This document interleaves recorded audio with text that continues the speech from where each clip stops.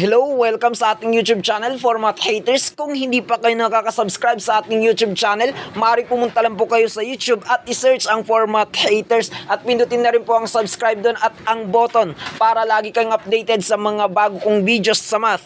At i-share nyo na rin po sa inyong mga kaibigan, mga klase na at mga katropa na gusto ring matuto sa math. Ngayong araw ang ating topic ay addition rules at nasa part 2 na tayo. At nandito pa rin tayo nakapaloob sa ating like sign. Kasi yung addition rules, meron siyang like sign at unlike sign. So, nandito pa rin tayo sa ating topic na addition rules with like sign. Okay? Yung number 1 dyan na positive plus positive equals to positive ay kung hindi nyo pa po napapanood yan, ay mas mabuti na rin na panoodin nyo para maganda yung flow ng inyong pag-aaral pagdating sa fundamental operation. Okay? At ang pangalawa ay yung eto na yung topic natin, yung number 2, negative plus negative equals to negative. Okay, pumunta na tayo sa ating example. Number 1 is negative 18 plus negative 14 equals to negative 32. Yan yung ibig sabihin ng like sign natin na kapag nag-plus ka ng negative plus negative equals to negative pa rin yung sagot. Okay? So, yan. Number 2.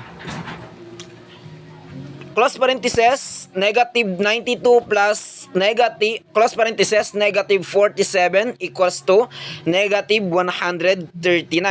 So, yun nga.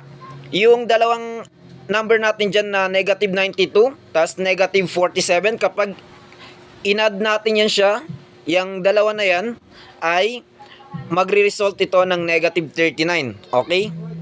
Huwag kayong ma-confuse. Dun sa number 1 natin, wala siyang, yung isa walang close parenthesis. Tapos yung sa number 2 natin is may dalawang close parenthesis. Okay? Yan ay parehas lamang yung dalawa na yan. Pero yung close parenthesis ay nagbibigay kalituan lang po yan sa atin. Okay? So, always nyong tandaan, lagi nyong titignan yung pagitan ng dalawang number, kung ano ba yung operation sa pagitan nila. Sa topic natin ngayon, ang pagitan ng dalawang number natin ay addition. So, ayun, lagi nyo tignan kung ano yung pagitan nila. At i-apply yung rules para dun sa